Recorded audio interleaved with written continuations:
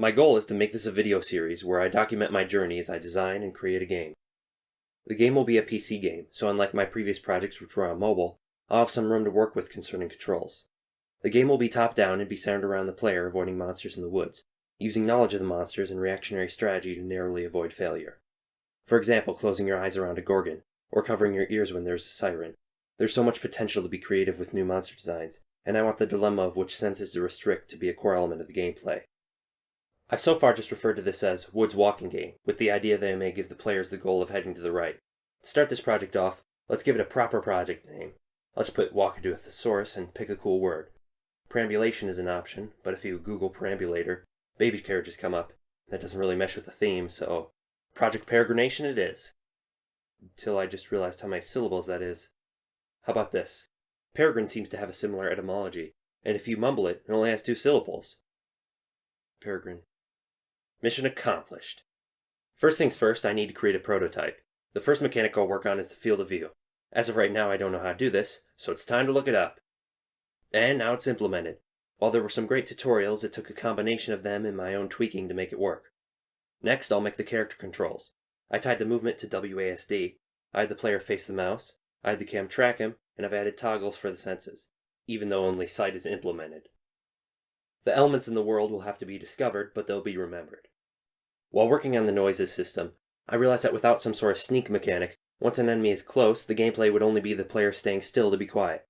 Instead of adding another button to sneak, I realized the hold breath button's function was practically the same, to be quiet and avoid enemies.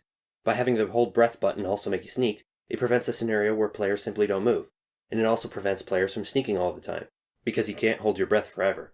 It's not the most realistic thing, but I think it'll work. I'm going to add some different tiles. So to avoid confusing them with trees, I improved the look of the trees to make them distinct. I also worked on making the canopy above roll along, and a new player sprite for the current style and perspective. There are now sticks, briars, and bushes, each working differently. There's a mix of being a solid wall or not, being seen through or not, and making noise passing through or not. I've also added an outline to help distinguish different elements. The grid layout I'm using here looks too much like a game and not a forest, so I'm going to try tweaking it. I've now tripled the resolution of the grid. Hopefully that will be enough to look good with the final assets. I've also added a feature to show which objects are being seen, which ended up being complicated and taking me a whole lot longer than I thought. Instead of creating an AI that can traverse a pre-built scene, then having to rework it for generated terrain later, I'm working on the world generation first, where many more nuances of my system's flaws are exposing themselves. I've been making new assets and testing with them, trying to fix the visually incomprehensible mess it can be sometimes. Using the Wikipedia page on pathfinding, I constructed a, you guessed it, pathfinding system. However, I was unsatisfied with the performance cost of the system I built. I searched for a better solution and came across one. With some tweaking, it now works with my project. So now pathfinding isn't causing a huge drop in frame rate. I've also tweaked the sound system while implementing it, and sight to the enemy AI. I reconsidered having to discover the terrain. As of now, it doesn't really add any benefits and it has a performance cost, so I have removed it. After a whole lot of attempts, I found a visual style that I think conveys objects well enough. It's still just a placeholder, though. During this time, I also reconsidered what the core of the game is and will be. There didn't seem to be a game's worth of fun in just running from the monsters. However, I realized that it won't be the majority of the gameplay, so it doesn't have to be as deep as I originally thought.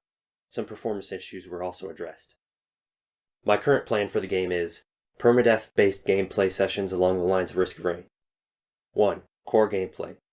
The player will have access to a book with information on all the monsters. They must use clues to determine what monster is currently active, then avoid the monster using the book's information. 2. Replayability. I hope to fill out a roster of many monsters that bring varied gameplay. 3. Short-term objective. The player must balance the core gameplay with preparing for nightfall. I want failing this task to inhibit the player but not kill them. 4. Main objective. The main objective will be to travel a certain distance to the other end of the woods, forcing the player to travel and explore. 5. Further complexity. There could be a party of characters under your control with their own strengths and weaknesses.